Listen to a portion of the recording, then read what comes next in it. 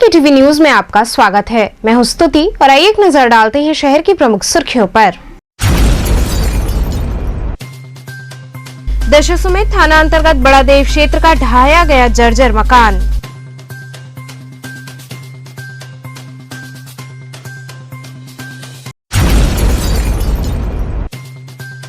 संपूर्णानंद संस्कृत विश्वविद्यालय के नवीन कुलपति प्रोफेसर हरिराम त्रिपाठी ने ग्रहण किया पदभार।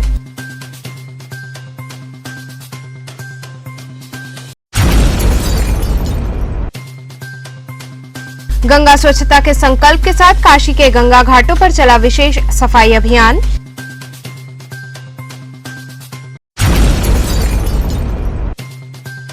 और व्यापारियों ने सुबह 8 बजे से रात 8 बजे तक दुकानें खोले जाने की अपील। और अब खबरें विस्तार से। दशाश्वमेध थाना अंतर्गत बड़ा देव क्षेत्र के जर्जर मकान को ढहाया गया। दशाश्वमेध थाना अंतर्गत बड़ा देव मोहल्ले में एक मकान काफी जर्जर स्थिति में था, जिससे क्षेत्रीय लोग काफी डरे सहमे हुए थे कि अगर मकान गिरा तो बहुत बड़ी दुर्घटना हो जाएगी। इसे देखते हुए क्षेत्रीय पार्षद मनोज व प्रतिनिधि अरविंद कुमार राय के अथक प्रयास से नगर निगम से आग्रह करने पर आज जोनल अधिकारी के यादव के नेतृत्व में पहुंची टीम ने मकान को ध्वस्त कर दिया। जोनल अधिकारी के यादव ने बताया कि शहर भर के जर्जर मकानों को चिन्हित कर गिराया जाएगा, जिससे जान माल की हानि होने से बचाया जा सके।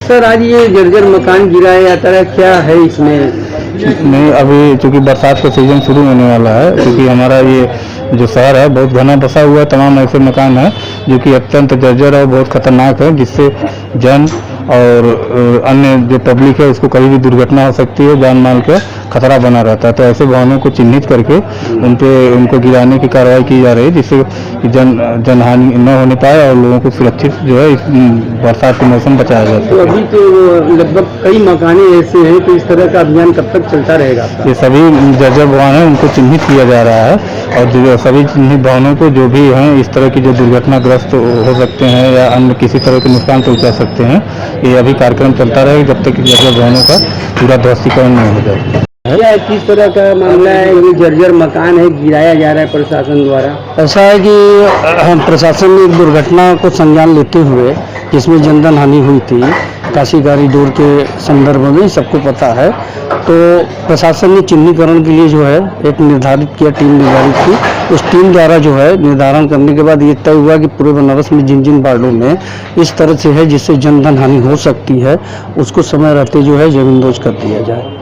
उसी के संदर्भ में आज जो है हमारे ये वार्ड के अंतर्गत 37/87 ये बड़ा देव क्षेत्र है, यहाँ पे जो है इसका जो है तमाम अधिकारियों के समक्ष उसका जो है निस्तारण किया जा रहा है, जिससे भविष्य में कोई दुर्घटना न हो, जान माल की हानि न हो। ये आज कहाँ गिराया जा रहा है? ये बड़ा देव क्षेत्र इसको बोलते हैं, ये दशाश्वमेध जोन के अंतर्गत आता है।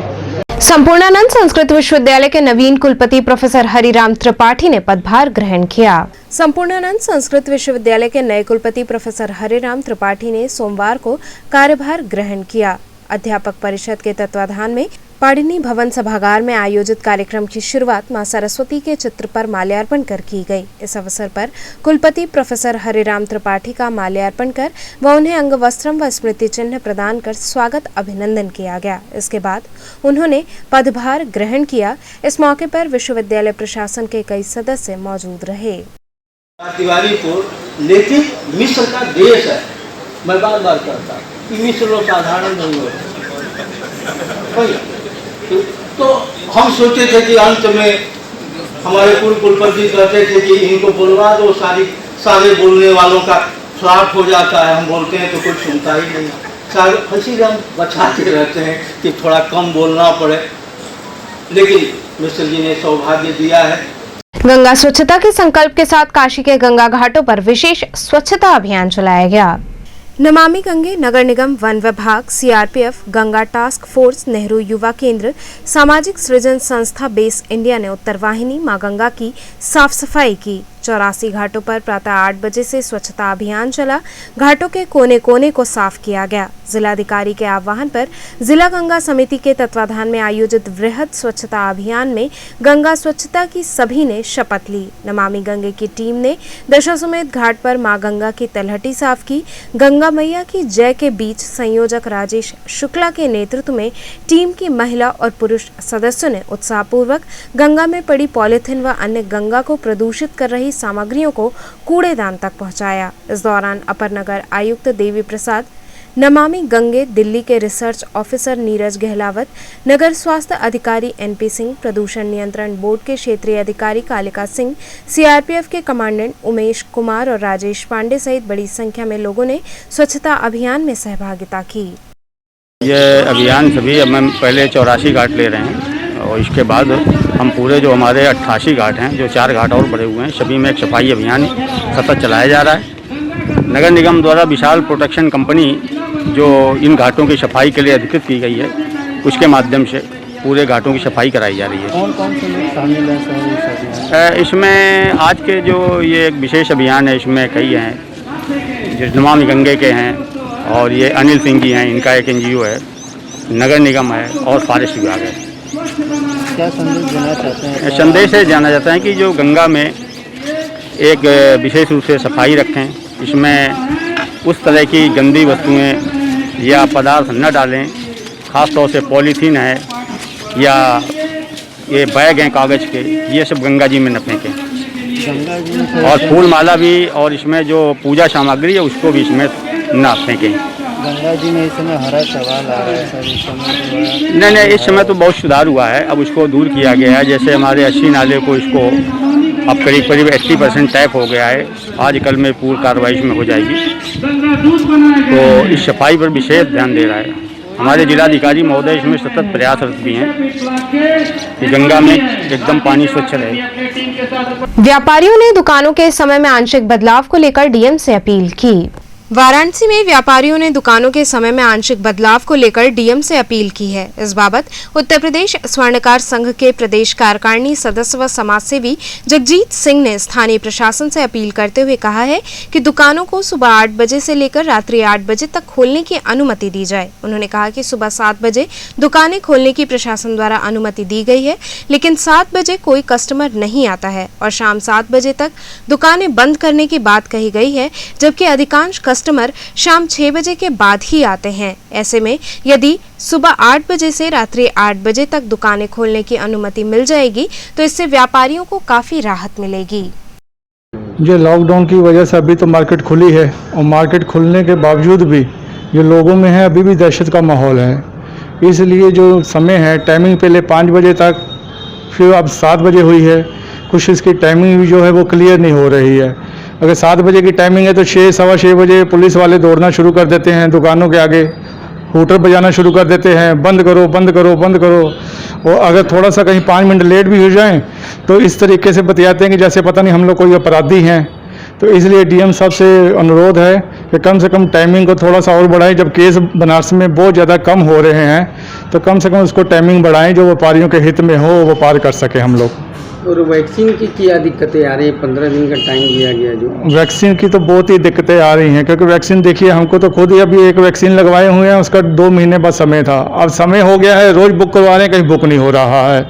तो जो दूसरे बच्चों को या स्टाफ को भी वैक्सीन लगवाने के लिए कहे हुए हैं, हमको कोई ऐसी सुविधा दे दें जहाँ पे जाके इन सब का हम वैक्सीन करवा सकें। जहाँ भी टाइमिंग हो रही है, टाइमिंग भी बड़ी ऐसे हो रही है कि जो इनको नहीं लगवा सकते हम वैक्सीन है। हमारा तो खुद ही नहीं लगा तो हम आपको क्या बताएं। मेरी राय सर यही है कि जो 7 से 7 इन्होंने टाइम दिया हुआ है, बल्कि टाइम 8 से 8 कर दें, क्योंकि 7 बजे तो बाज़ार खुलते नहीं है, सब तो बंद पड़े रहते हैं। और मेन कस्टमर का टाइम होता है शाम को निकलते 6 बजे 7 बजे, और 7 बजे तक फिर पुलिस कहती है कि बंद करिए, फिर हम लोग को भी मानना पड़ता है, बंद करवाना पड़ता है। तो मेरा जिलाधिकारी महोदय से यही अनुरोध करते हैं कि टाइम 8 से 8 कर दें। यहाँ रुकेंगे एक छोटे से ब्रेक के लिए, आप बने रहिए केजीवी के साथ।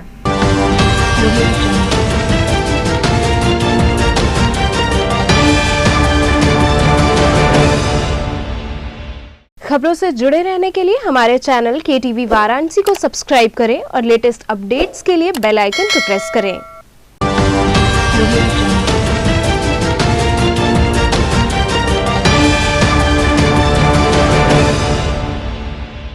ब्रेक के बाद आपका स्वागत है।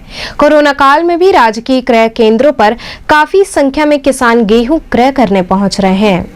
वाराणसी में इस साल कोरोना काल में भी राजकीय क्रय केंद्रों पर पिछले वर्ष की तुलना में 9.5 गुना अधिक खरीद हुई है। किसान सीधे अपने गेहूं को लेकर क्रय केंद्रों पर पहुंच रहे हैं, जहां कोविड नियमों का पालन करते हुए उनके गेहूं की खरीदारी की जा रही है। काशी विद्यापीठ ब्लॉक के क्रय केंद्र पर अपना गेहूं बेच रहे किसानों ने सरकार को धन्यवाद देते हुए कहा कि हम लोगों को यहां पर अच्छा रेट मिल रहा है और पैसा भी 3 दिन के अंदर हमारे खाते में पहुंच जा रहा है। इससे हम बिचौलियों से भी बच रहे हैं और हमारा पैसा भी सही समय से मिल रहा है।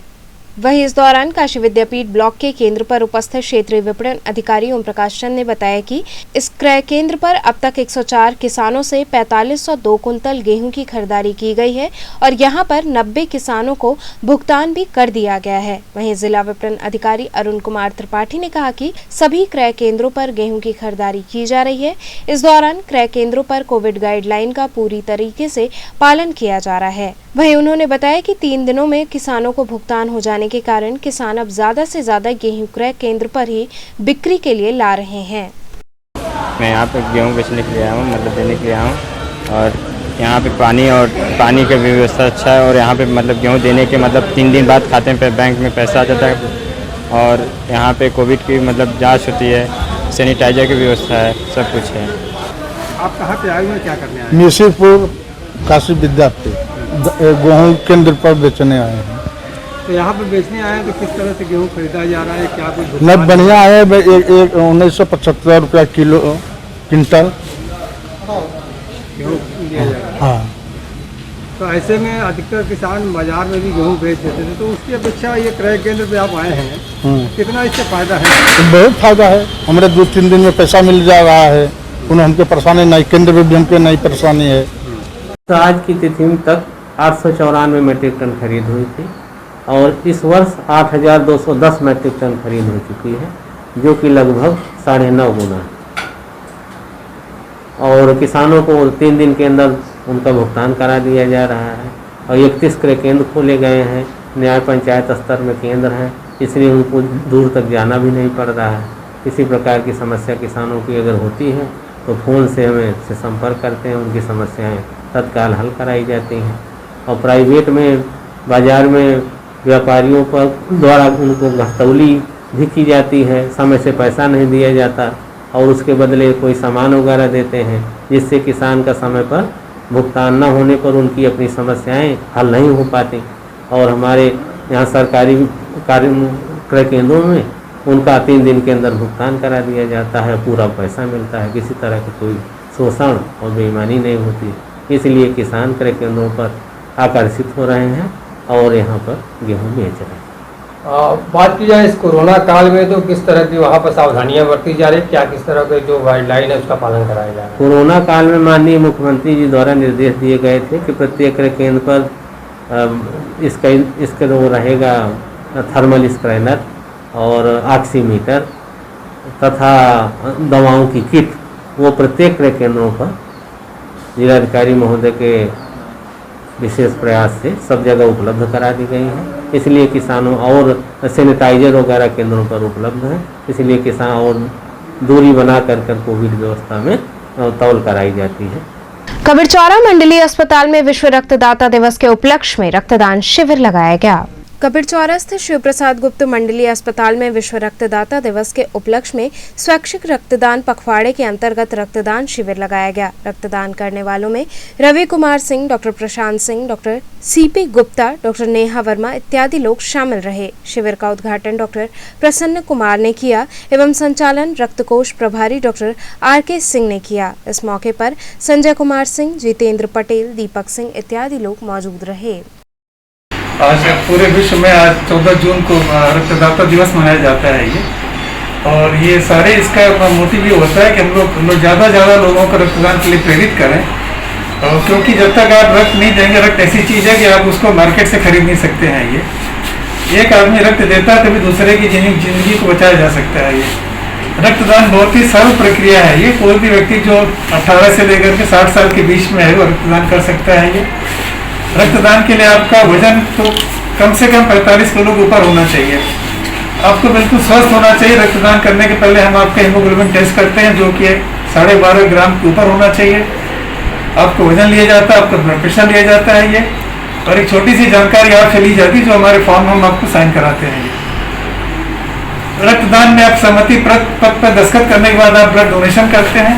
रक्तदान की प्रक्रिया 15 से 20 मिनट का समय इसमें लगता है। ये बिल्कुल पेनलेस प्रोसीजर है। ये रक्तदान के बाद आपको आधे घंटे तक रेस्ट करने की सलाह देते हैं। ये और हम ये चाहेंगे कि आप दिन भर कोई हैवी काम ना करें जिससे शरीर पर ज़्यादा जोर न पड़े। अगले दिन से आप पूरा नॉर्मल वर्क कर सकते हैं। ये महानगर उद्योग व्यापार समिति द्वारा मारवाड़ी अस्पताल में कोविड टीकाकरण शिविर लगाया गया। गुदौलिया स्थित मारवाड़ी अस्पताल में महानगर उद्योग व्यापार समिति के तत्वाधान में कोविड टीकाकरण शिविर लगाया गया। शिविर का उद्घाटन सीएमओ डॉक्टर वीबी सिंह ने किया। इस दौरान अशोक जायसवाल ने बताया कि 45 वर्ष के ऊपर के व्यापारियों का यहां टीकाकरण किया जा रहा है। आज 200 स्लॉट मिला है। वहीं 18 वर्ष से ऊपर के व्यापारियों का 20 जून के बाद टीकाकरण कराया जाएगा।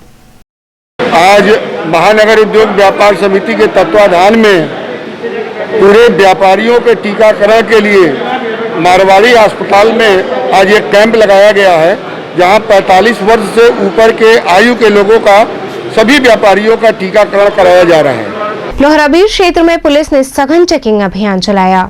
थाना चेतगंज लोहराबीर चौकी की पुलिस ने सघन चेकिंग अभियान चलाया। इस दौरान चौकी इंचार्ज श्री प्रकाश मिश्रा ने पीएससी बटालियन के साथ चेकिंग की और बिना मास्क व हेलमेट लगाए लोगों के चालान काटे। वहीं लोगों को रोककर उनके कागजों की भी जांच की गई।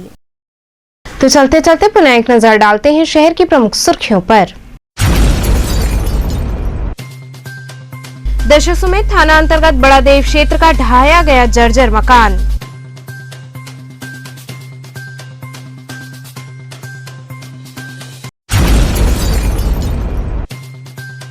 संपूर्णानंद संस्कृत विश्वविद्यालय के नवीन कुलपति प्रोफेसर हरिराम त्रिपाठी ने ग्रहण किया पदभार।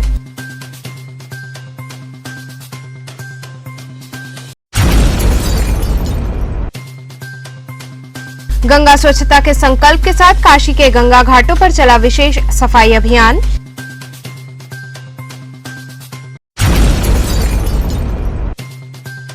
और व्यापारियों ने सुबह 8 बजे से रात 8 बजे तक दुकानें खोले जाने की अपील। तो ये थे आज के समाचार। कल फिर होगी मुलाकात। तब तक के लिए नमस्कार।